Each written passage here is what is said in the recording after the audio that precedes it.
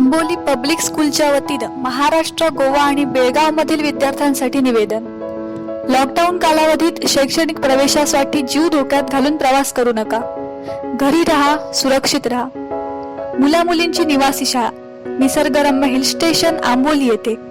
फोनवरून संपर्क करून नाव नोंदणी करा. प्रवेश व अधिक माहितीसाठी संपर्क करा 023 63 240 248 किंवा 240 270 किंवा 97 65 83 98 70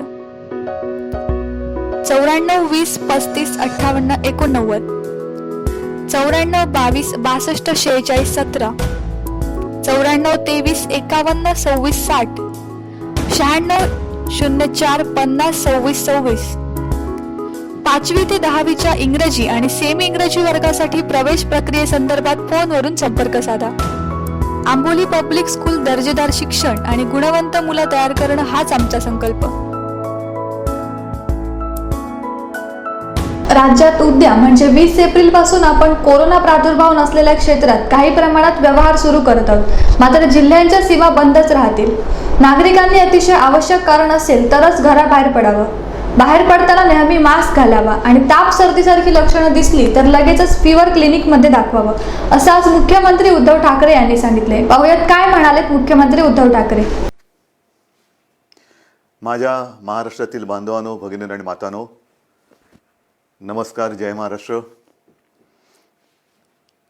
काय बोलू, कारण गेले काही दिवस त्याच गोष्टी पुन्हा पुन्हा सांगतोय. दिवस एक एक एक एक एक एक उजाडतोय, मावळतोय. नवीन दिवस उजाडतोय, तोही मावळतोय. अनेक जण मला प्रश्न विचारतात, म्हणजे प्रश्न तोच आहे जो तुमच्याही मनात आहे, माझ्याही मनात आहे. एकूणच हे जे काही युद्ध चालू आहे, मला एका लता दीदींच्या गाण्याची आठवण आली. संपूर्ण जगाची अवस्था सरणार कधी रण, याच परिस्थितीत आहे. वाट बघतोय आपण, हे रण संपणार कधी. आणि हे रण लढताना, युद्ध लढताना मागेही आपल्याला बोललो होतो की शत्रू समोर असेल तर आत्तापर्यंत आपण हिंदुस्थानी सगळे जे आहेत, सगळे माझे महाराष्ट्रातले माता भगिनी बांधव आहेत, त्यांनी एक गाव दोन तुकडे करून ह्या शत्रूचा कधीच नायनाट केला असता. पण हा शत्रू दिसत नाही आहे ना, तीच तर पंचायत आहे. आणि हा शत्रूसुद्धा एवढा विचित्र आहे की तो आपल्याच लोकांच्या माध्यमातून आपल्यावरती हल्ला करायला बघतोय.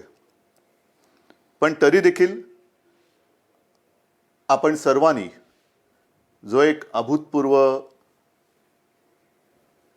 पराक्रमच, मी म्हणेन, होय पराक्रमच आहे, अभूतपूर्व पराक्रम केलेला आहे की संयम, धैर्य, हिम्मत, जिद्दीने लढतो होत आपण. आणि ही जिद्द, मला खात्री आहे उद्या हे आपलं युद्ध सुरू होऊन म्हणजे महाराष्ट्राचं 6 आठवडे पूर्ण करतो आपण. 6 आठवडे फार मोठा काळ आहे. गेल्या वेळेला बोललो होतो तेव्हा 5 आठवडे पूर्ण केले होते. आता 6 आठवडे उद्या पूर्ण करू. आकडेवारी काय आहे, महाराष्ट्रामध्ये काय चाललेलं आहे, अनेकांना प्रश्न पडतो. मुंबईत काय चाललंय, महाराष्ट्रात काय चाललेलं आहे. मी नम्रपणाने आपल्यासमोर काही माहिती ठेवतो आहे. याचा अर्थ असं नाही की इतर देशामध्ये इतर राज्य काही कमी करतात, असं नाही आहे. पण आजपर्यंत म्हणजे मी तुमच्याशी बोलतोय, हा आकडा माझा कालचा आहे. त्याच्यानंतर कालची रात्र आणि आत्ता 1 वाजतोय. 1 वाजेपर्यंत आणखीन हा आकडा पुढे सरकलेला आहे. आणि तो आकडा आहे आपण महाराष्ट्रामध्ये किती टेस्ट केलेले आहेत. एक जे काही सगळीकडे काहूर उठतं ना, टेस्ट करा, करतोय आपण टेस्ट. जसं जसं आपल्याला शक्य होतंय तसं आपण या सगळ्या सोयीसुविधा वाढवतो आहोत. आत्तापर्यंत माझ्याकडे जो आकडा आहे, आत्तापर्यंत म्हणजे हा कालचा, मी पुन्हा एकदा सांगतो, काल संध्याकाळपर्यंतचा साधारणतः 66,796 म्हणजे 66,800 पर्यंत ह्या टेस्ट झालेल्या आहेत. त्याच्यामध्ये किमान 95% ह्या टेस्टमधले जे आपल्या व्यक्ती होत्या त्या निगेटिव्ह आलेल्या आहेत, म्हणजे त्यांना ह्याचा प्रादुर्भाव झालेला नाही. 66-67 ह्या टेस्ट झाल्यानंतर मग जे चित्र आपल्यासमोर आहे ते हेच आहे की साधारणतः 3,600 66-67 टेस्ट केल्यानंतर त्याच्यात 3,600 हे पॉझिटिव्ह आलेले आहेत. एकूण आत्तापर्यंत त्यातले 300-350 हे कालपर्यंत सांगतोय, ज्यांना ह्याचा प्रादुर्भाव झाला होता त्यांना बरं करून आपण घरीसुद्धा सोडलेलं आहे. आत्तापर्यंत सुद्धा एक आपण समाधान मानू शकतोय की जेवढे काही पॉझिटिव्ह रुग्ण आपल्याला सापडत आहेत त्यांच्यात किमान 70 ते 75% हे अतिसौम्य किंवा ज्यांना अजिबात लक्षणं नाहीत या वर्गात मोडत आहेत. आपल्याकडे जवळपास आज 52 रुग्ण हे थोडेसे मध्यम गंभीर ते अतिगंभीर या वर्गामध्ये मोडत आहेत. आपलं आता लक्ष आहे हे जे गंभीर आहेत त्यांना वाचवणं. पण होतंय काय की काही ठिकाणी आज सुद्धा मला ठिकठिकाणच्या डॉक्टरांकडनं जे काही त्यांच्याशी चर्चा करतोय तर असं समजतंय की बऱ्याच वेळेला अगदी शेवटच्या टप्प्यामध्ये हे रुग्ण आपल्याकडे येतात. म्हणजे आपण काहीच करू शकत नाही.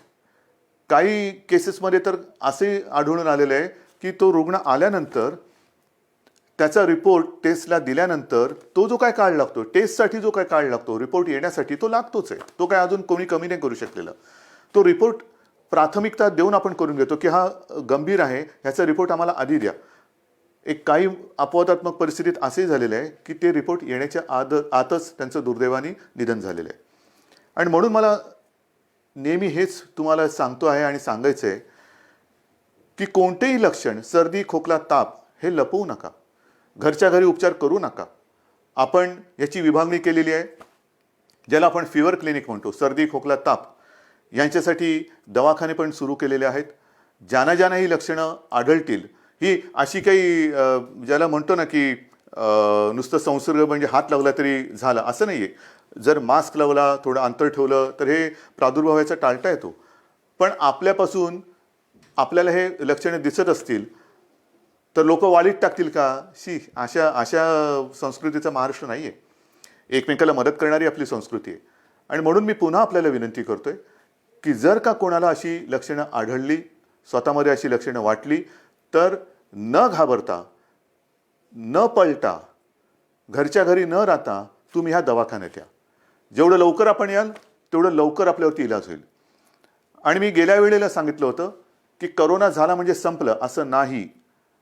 आज सुद्धा जे मी तुम्हाला आकडा दिलेला आहे, बरं होऊन म्हणजे काही ठिकाणी तर जवळपास गंभीर झालेली रुग्णसुद्धा बरे होऊन आपण घरी सोडलेत म्हणजे त्यांना जाऊ दिलेलं, बरं करून घरी जाऊ दिलेलं आहे. तर असंही आहे, अगदी 6 महिन्याच्या बाळापासून 83, 84, 85 वयाच्या आजीपर्यंत रुग्ण हे बरे झालेले आहेत, बरे होत आहेत. पण वेळेमध्ये आले तर वेळेत आले पाहिजे.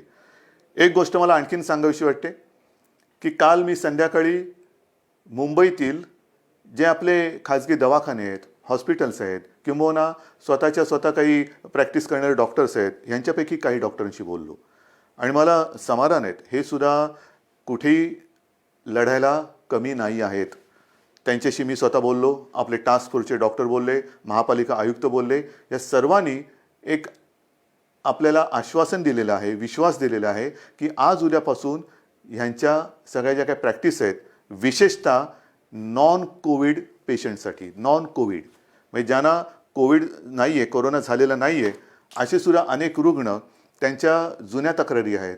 कोणाला किडनीचे आजार आहेत, कोणाला हृदयरोग आहे, कोणाला मधुमेह आहे, इतरही काही व्याधी आहेत, काही जणांना अचानक होत आहेत. तर त्यांच्यावरती उपचार करण्यासाठी हे क्लिनिक, हे दवाखाने आणि हे हॉस्पिटल्स ही कोणत्याही परिस्थितीत चालू पाहिजेत. नाहीतर कोरोना करताना ह्यांच्याकडे दुर्लक्ष झालं तर हाही वर्ग खूप मोठा आहे. त्याच्यासाठी ते आपल्याला मदत करतात. त्या सगळ्यांना मी धन्यवाद देतोय.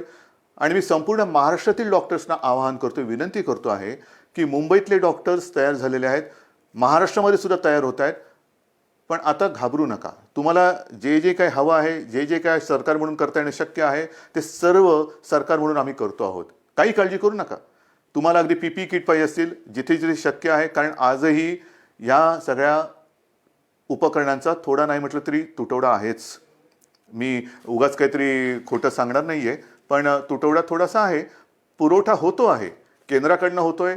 राज्य सरकारसुद्धा जिथून शक्य होईल तिथून हा जो काही उपकरणांचा आपल्याला पुरवठा होऊ शकतोय त्यांना संपर्क करून त्यांच्याकडनं सुद्धा घेतोय. म्हणजे हे होत आहे, परिस्थिती सुधारते, नक्कीच सुधारते.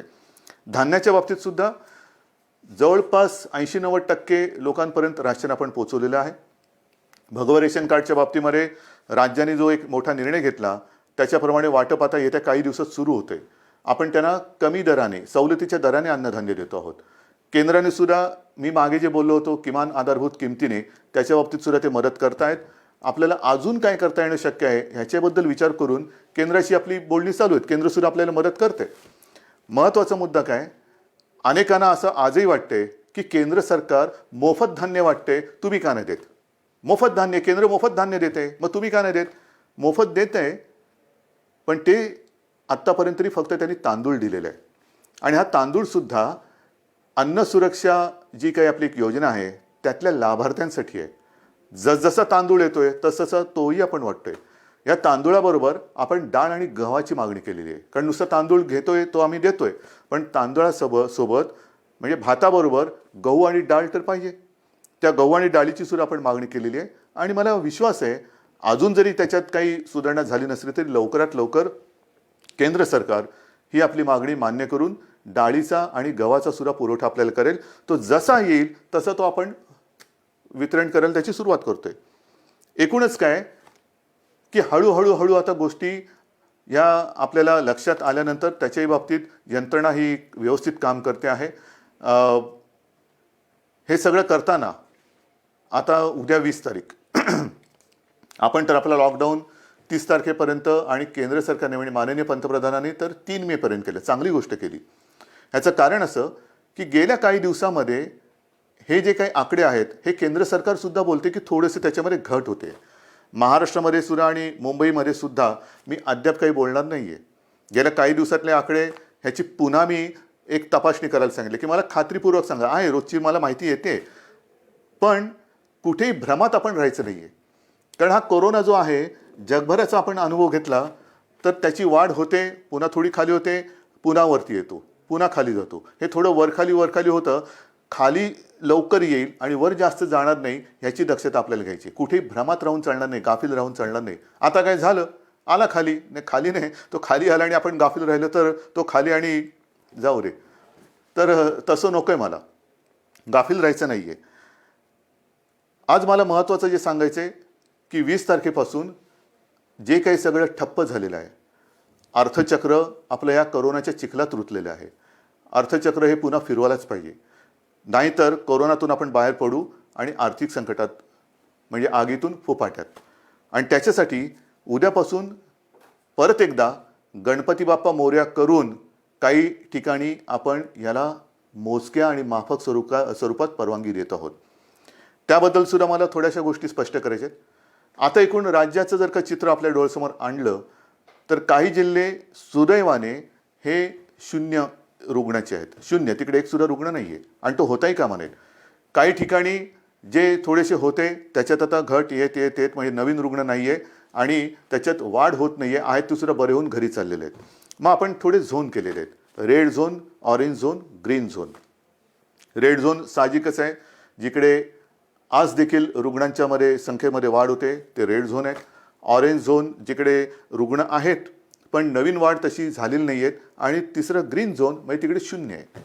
तर ह्या खास करून ग्रीन झोनमध्ये आणि ऑरेंज झोनमध्ये आपण माफक स्वरूपामध्ये उद्योगधंद्यांना परवानगी देतो आहोत. ह्याबद्दल सूचना या तळागाळापर्यंत गेलेल्या आहेत. आजपर्यंत आपण काय करत होतो, फक्त आणि फक्त जीवनावश्यक वस्तूंच्या उद्योगांना आणि त्याच्या मालवाहतुकीला परवानगी देत होतो. आता जिथे जिथे शक्य आहे त्या उद्योजकांना सुद्धा आपण सांगतो आहोत की जर तुम्ही तुमच्या मजुरांची काळजी, कर्मचाऱ्यांची काळजी तुमच्या त्या आवारात घेत असाल, आम्ही धान्य पुरवठा करू, तुमचं रॉ मटेरियल येईल, सगळं काम तुम्ही करा, मजुरांची ये जा होता कामा नये. कारण हे जे काय माल वाहतूक वेगळी आणि व्हायरस वाहतूक वेगळी. आपल्याला व्हायरस वाहतूक नाही करायची, आपल्याला माल वाहतूक करायची. म्हणून माल चालू राहील, त्याची वाहतूक चालू राहील, पण व्हायरस बंदी ही राहणारच. व्हायरसची वाहतूक होणार नाही. ही व्हायरसची वाहतूक ही कळत नकळत होते आहे. आणि म्हणून आता मला कोणताच धोका पत्करायचा नाही आहे, अजिबात नाही आहे. जे तुम्ही आत्तापर्यंत सहकार्य केलेत मला माहिती आहे खूप कठीण आहे. काही न करता शांत बसून राहायचं ह्याच्यासारखी दुसरी मला नाही वाटत दुसरी कोणती शिक्षा असेल. पण ती शिक्षासुद्धा तुम्ही एक तुमचं कर्तव्य म्हणून भोगता आहात, सोसता आहात. तुम्ही शिस्त पाळताना मी दुसऱ्याला शिस्त नाही मोडू देणार, अजिबात नाही. कारण ती आता परवडणार नाही आपल्याला. आणि त्याकरता आपण ह्या काही गोष्टी सवलती म्हणा किंवा थोडीशी एक हातपायाची म्हणजे बराच वेळ अंग आखडून गेल्यानंतर हळूहळू आपण सुरू करतो ना, तसं सुरू करायचं आहे. एकदम उठून उड्या मारायला लागला तर पुन्हा काहीतरी व्हायचं. तर तसं नाही, हळूहळू शिथिलता आणत आपण पुन्हा पूर्वपदावरती यायचं आहे. आणि त्याच्याकरता ह्या काही ज्या मुभा म्हणतोय त्या आपण देतो आहोत. त्याच्यामध्ये साहजिकच आहे, शेती आणि कृषी याच्यात पहिले बंधन नव्हतं, आताही नाही, राहणार नाही. जीवनावश्यक वस्तू, त्यांचा पुरवठा, त्यांचं उत्पादन ह्याच्यात कुठेही एक रुकावट येणार नाही. इतरही काही ज्या काही गोष्टी आहेत त्याची सुद्धा वर्गवारी केलेली आहे. केंद्राकडनं सुद्धा आत्ताच एक सूचना आलेली आहे, सूचनाची नियमावली आलेली आहे, त्याच्याप्रमाणे सुद्धा काही होईल. म्हणजेच काय की एक लक्षात घ्या की जिल्ह्याच्या वेशी आपण उघडत नाही आहोत, अजिबात नाही. या जिल्ह्यातून त्या जिल्ह्यात जायला अजूनही परवानगी दिलेली नाही. फक्त माल वाहतूक होत राहील, पण आपण तर घरातच राहायचं आहे. जिल्ह्यातल्या जिल्ह्यात जिथे म्हणजे हे जिल्हे जिथे त्याच्यात काही शून्य आहे, ग्रीन झोन आहे, तिथल्या तिथे म्हणजे तिथे आता कोरोना नाही आहे, त्याच्यात आपण तिथल्या तिथे ये जा करायला देतोय. दुसऱ्या जिल्ह्यात त्या जिल्ह्यात देतोय, पण ह्या जिल्ह्यातली माणसं त्या जिल्ह्यातली माणसं ह्या जिल्ह्यात, हे आता तरी आपण होऊ देत नाहीये. किमान 3 मे पर्यंत तरी ही बंधन आपल्याला पाळायचे. आणि हे करताना मला साहजिक आहे की काही जणांच्या मनासारखं होत आहे, ते आपल्याला आशीर्वाद देत आहेत, माझं कौतुक करतायत, उद्धवजी चांगलं काम करतायत. काही जणांच्या मनासारखं होत नाहीये, साहजिकच आहे, ते माझ्यावरती थोडेसे रागावले असतील. खास करून मी माझ्या पत्रकार बांधवांना सांगतोय, पत्रकार बांधव, कारण काल आपण एक नियम सगळ्यांना सांगितलं की वृत्तपत्रांवरती बंदी नाही आहे, अजिबात नाही आहे. वृत्तपत्र ही जसं आपण पेपर स्टॉल म्हणतो तिथे उपलब्ध करायला काही हरकत नाही आहे, पण खास करून मुंबई पुणे जिथे रेड झोन आहे तिथे मात्र घरोघरी वृत्तपत्र आज तरी टाकू देणं हे मला योग्य वाटत नाही आहे. मला कोणाशी वाद नाही करायचा की याने काय होतं त्याने काय होतं, नाही. कदाचित माझी भीती अनाठही असेल, भीती अयोग्य असेल, मला कोणी वाईट म्हणतील म्हणू देत. मी महाराष्ट्रासाठी वाईटपणा घ्यायला तयार आहे, जरूर तयार आहे. जर माझ्या महाराष्ट्राचं भलं होणार असेल आणि त्याच्यासाठी मी वाईट ठरत असेल तर मी वाईटपणा घ्यायला तयार आहे. अत्यंत नम्रपणाने, जसं तुम्ही माझं कौतुक करता तसंच हा वाईटपणा सुद्धा मी स्वीकारायला तयार आहे. पण कृपा करून आत्ता ह्या आणीबाणी म्हणजे हे आरोग्यविषयक आणीबाणी असताना त्याच्यात मला कोणताही धोका घ्यायचा नाही आहे. अयोग्य योग्य हे उद्या कळेल, पण समजा कुठे काही फटकन काही घडलं तर मला आता मुंबई पुणे आणि इतर कुठे काय असेल तिथे हे कोणत्याही परिस्थितीत संकट संपवायचं आहे. आणि म्हणून मी आपल्याला सगळ्यांना सांगतो की आजपर्यंत जसं तुम्ही मला सहकार्य केलं तसंच सहकार्य हे मला नाही, आपण आपल्याला स्वतःला सहकार्य करतोय. याचं कारण आज तरी या रोगावरती औषध आलेलं नाही, कोणती लस आलेली नाहीत, प्रयोग सुरू आहेत. पण असं ठामपणे कोणी सांगत नाही हे औषध घ्या म्हणजे पी हळद आणि हो गोरी, असं काही नाही आहे. अजूनही असं सापडलेलं नाही आहे. ते सापडेल तेव्हा हे सगळीकडे होईल, मग ही भीती कमी होईल. पण आत्ता तरी याच्यापासून लांब राहणं हे एवढाच हा एकच उपाय आपल्याकडे आहे. आणि त्याकरता मी पुन्हा एकदा आपल्याला सगळ्यांना सांगतोय की एकतर जरी ही थोडीशी मुभा आपण सर्वांना देत असलो तरी नागरिकांना कृपा करून विनंती आहे की आपण मात्र घराबाहेर पडायचं नाही आहे. अत्यंत आवश्यक असेल तेवढ्या पुरतंच घराबाहेर पडा. पडताना घरगुती मास्क असेल तो वापरा. आल्यानंतर म्हणजे काही ठिकाणी अँटी कोरोना पोलीस, मला समाधान वाटलं की काही ठिकाणी सुरुवात झाली. अगदी पोलीस अधिकाऱ्यांच्या घरात सुद्धा अँटी कोरोना पोलीस आलेले आहेत. मी काल ऑनलाईन बातमी बघताना आपल्या विश्वास नांगरे पाटलांना त्यांच्या घरात जाताना त्यांच्या अँटी करप्शन पोलीसने अडवलेलं आहे की बाबा थांबा, बाहेर फोन तुमचा सॅनिटाईज करा, हात धुवा, आत आल्यानंतर पहिला आंघोळीला जा. हे फार महत्त्वाचं आहे. अँटी कोरोना पोलीस म्हणजे घरातल्या घरात आपण काळजी घेणं गरज आहे. आपल्या मातापित्यांची काळजी घेणं, विशेषतः ज्यांना हे काही विकार असतील, डायबिटीज असेल, हृदयविकार असेल, इतरही काही मधुमेह असेल, ते वेळच्या वेळेला औषध घेतात की नाही आणि त्यांची ही सगळीची लेवल आहे, हे जे काही विकार आहेत ते मर्यादेच्या आत राहतात की नाही हे बघणं हे आपल्या घरातल्या सगळ्यांचं कर्तव्य आहे. काही ठिकाणी मला अशी मेसेज येत आहेत की लहान मुलं आपल्या वाढदिवसाचे पैसे, आपल्या खेळण्यासाठी साठवलेले पैसे, कोणी सायकलसाठी साठवलेले पैसे हे मुख्यमंत्री सहायता निधीला देत आहेत. काय बोलायचं या मुलांना? कौतुक तर केलंच पाहिजे, आशीर्वाद तर दिलेच पाहिजे, पण मी ह्या बाळगोपाळांना सांगतो की तुम्ही काळजी करू नका. अहो आम्ही आहोत. ही माझ्यासोबतची जी पिढी आहे ती समर्थ आहे आणि हे सगळं युद्ध चाललंय हे तुमच्या भवितव्यासाठीच चाललेलं आहे. मला कल्पना आहे की पैसा पैसा करून ती एक गंमत असते. पैसा साठवणं आणि त्या साठवलेल्या पैशातून स्वतःसाठी या काही गोष्टी करणं. म्हणजे अनेक ठिकाणी घरात ह्या गोष्टी अशा आहेत की हट्ट नाही करायचा. आपल्या खाऊचा पैसा असेल, वाढदिवसाचा पैसा असेल, हा साठवत साठवत ते करायचं. तुम्ही नका करू. आम्ही आहोत, आम्ही आहोत, आपण खंबीर आहोत, सरकार खंबीर आहे, ही पिढी खंबीर आहे. आज सुद्धा मुख्यमंत्री सहायता निधीला मदत येते. CSR फंड, मग तिकडे चालतो इकडे चालत नाही, मला तर त्या राजकारणात जायचंच नाही आहे. पण CSR फंडासाठी सुद्धा आपण एक वेगळा निधी त्याचा अकाउंट सुरू केलेला आहे. ज्यांना CSR म्हणून द्यायचं आहे मुख्यमंत्री सहायता निधीला, त्यांना CSRसाठी एक वेगळा अकाउंट आपण उघडून दिलेलं आहे. या सगळ्या गोष्टी करतो. आणि त्याचबरोबरीने घरामध्ये राहून राहून थोडीशी एक अस्वस्थता येते, बेचैनी येते, काय करायचं कळत नाही, मग कोणाला विचारायचं, घरी कोण आहे. 2 गोष्टी आपण सुरू केलेल्या आहेत. एक तर खरं म्हणजे महाराष्ट्रामध्ये याची गरज नाही आहे, कारण महाराष्ट्र आपला हा सुसंस्कृत आहे. पण ज्या बातम्या येतात जगभरातून की घराघरामध्ये महिलांवरती अत्याचार किंवा हिंसाचार ह्या गोष्टी वाढत आहेत. महाराष्ट्रात असं होणार नाही. एक सुद्धा केस अशी होता कामा नये, अजिबात होता कामा नये. पण तरी देखील महिलांना मी विनंती करतोय की समजा दुर्दैवाने कुठे असा आपल्याला अनुभव आला तर 100 नंबर हा आपल्या मदतीसाठी आपण केलेला आहे. कुठे अशी जर का तुम्हाला वाटली की इकडे आपल्यावरती अन्याय होते किंवा थोडंसं होते, मानसिक परिस्थिती, मानसिक स्थिती थोडीशी इकडे तिकडे होते, पण तिच्यासाठी, ती सांभाळण्यासाठी आणि महिलांना रक्षण देण्यासाठी एक 100 नंबर हा आपण त्या सेवेसाठी देतो. दुर्दैवाने जर का अशी कुठे घटना घडत असेल तर 100 ह्या नंबरवरती माझ्या माता भगिनींनी फोन करावा. तत्काळ आपलं महाराष्ट्र सरकार आपला भाऊ म्हणून आपल्यासोबत आपल्या मदतीसाठी धावून आल्याशिवाय राहणार नाही.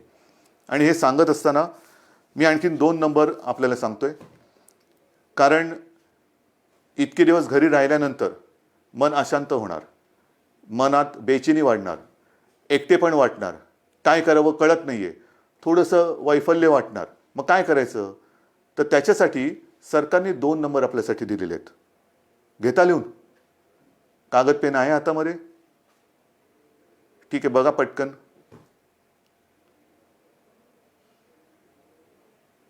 घ्या लिहून. पहिला नंबर आहे तो मुंबई महापालिका आणि बिर्ला. अनेक स्वयंसेवी संस्था आपल्याला विविध रूपाने मदतीला येत आहेत. कोणी अन्नधान्य देत आहे, कोणी पैसे देत आहे, कोणी उपकरणं देत आहे, काही या सेवा देत आहेत. त्याच्यामध्ये बिर्ला आणि मुंबई महापालिका ह्या दोघांनी मिळून एक सेवा सुरू केलेली आहे. नंबर नीट लिहून घ्या. 1800 लिहिलात? 1800 120 820050. पुन्हा एकदा सांगतो. 1800 120 820050. हे मुंबई महापालिका आणि बिर्ला यांच्या सौजन्याने आहे. दुसरा नंबर जो आहे त्याच्यामध्ये आपला आदिवासी विभाग आहे. त्या आदिवासी विभागाने एक जबाबदारी घेतली, त्यांना सुद्धा धन्यवाद देतो. त्यांच्यासोबत प्रोजेक्ट मुंबई ही एक संस्था आहे आणि दुसरी प्रफुल्ला. ह्या तीन जण मिळून त्यांनी सुद्धा ही एक सेवा सुरू केलेली आहे. तोही नंबर देतो. तो नंबर घ्या. 1800 बरोबर आहे. 1800 102 4040. सांगू परत? घ्या. 1800 102 4040. तर असं हे आपण जे काय करता येणं शक्य असेल ते करतोय. पण तूर्त 3 मे पर्यंत बाकी सगळ्या गोष्टी ह्या लॉकडाऊनमधल्या तशाच बंद राहतील. कोणत्याही स्वरूपाचे धार्मिक, राजकीय, सांस्कृतिक कार्यक्रम हे महाराष्ट्रामध्ये होणार नाही. कोणत्याही प्रकारची रेल्वे वाहतूक, विमानाची वाहतूक ही महाराष्ट्रात, मुंबईत होणार नाही. वृत्तपत्र माझ्या बांधवांना त्यांना सांगतोय की काल मी काही जबाबदार संपादकांशी आणि व्यक्तींशी बोललो. त्यांना नीट समजून सांगितल्यानंतर त्यांनाही हे लक्षात आलेलं आहे. येत्या 2-3 दिवसात मुंबई पुन्हा वगळून इतरत्र महाराष्ट्रामध्ये आपण काय करू शकतो त्याच्याबद्दल आपण निर्णय घेतो आहोत. काळजी करू नका. सगळ्यांनाच कामं करण्याची इच्छा आहे. कोणालाच असं वाटत नाही आहे की हे बंधन आपल्याला फार हितकारक आहे. अजिबात नाही आहे. शेवटी बंधन टाकणं ही आनंदाची नाही तर अत्यंत क्लेशकारक गोष्ट असते. तुम्हाला मी उलटं मुख्यमंत्री म्हणून आणि सरकार म्हणून आमचं काम असं आहे की जास्तीत जास्त स्वातंत्र्य, एक मोकळेपण हे आपल्या जनतेला द्यावं, आनंद त्यांना द्यावा. पण ही परिस्थिती अशी आहे की सगळ्यांना बंधन आणण्याची एक विचित्र परिस्थिती या सरकारवरती आणि संपूर्ण जगावरती आलेली आहे. मला खात्री आहे की ह्या सगळ्या गोष्टी आपण समजून घेत आहात. समजून घेतल्या नसत्या तर तुम्ही सहकार्यच केलं नसतं. विशेषतः जे इतर राज्यातले मजूरसुद्धा आहेत त्यांनीसुद्धा आता सहकार्य करण्याचं एकूण मला दिसतंय की ठरवल्यासारखं आहे, कारण ते सुद्धा शांत झालेले आहेत. त्यांच्यासाठी मी पुन्हा बोलतो कि केंद्र सरकार के साथ हमारी बात चल रही है. आने वाले कुछ ही दिनों में मुझे पक्का भरोसा है, विश्वास है कि कुछ ना कुछ तो रास्ता निकल कर आएगा. और आप चिंता मत करो. महाराष्ट्र में आहिस्ते आहिस्ते हम काम शुरू करने जा रहे हैं. अगर संभव है तो आप आइए, काम पर लौट आइए. आपकी रोजी रोटी चालू रहेगी. और जिस दिन ये माहौल है ये ख़त्म हो जाएगा, मैं आपको वचन देता हूँ कि आपके घर तक महाराष्ट्र सरकार आपको पहुँचाएंगी. लेकिन हम चाहते हैं कि आप जब भी घर जाएंगे पूरा परिवार आपका वहाँ होगा, आप यहाँ हैं. ये अच्छी बात नहीं है, मैं भी मानता हूँ, समझता हूँ. लेकिन जब भी आप घर लौटेंगे एक खुशी खुशी जाओ, डर कर नहीं जाना. वो भी डरे हुए हैं, आप भी डरे हुए हैं. आप उनको बता दीजिए हमारे महाराष्ट्र में हम हैं, महाराष्ट्र की सरकार हमारा अच्छा ख्याल रख रही है. आप हमारी चिंता ना करें, आपकी भी चिंता वहाँ की सरकार आपका ख्याल रख रही है, तो आप भी चिंता ना करें. लेकिन सब संभल कर रहिए. ये दिन कुछ ही दिनों का सवाल है, ये भी दिन निकल जाएंगे और फिर से मुझे पक्का भरोसा है खुशी की दिन लौट आएंगे. और इन शब्दों के साथ सबको मैं आभार व्यक्त करता हूँ, धन्यवाद देता हूँ. सगळ्यांना जय हिंद, जय महाराष्ट्र.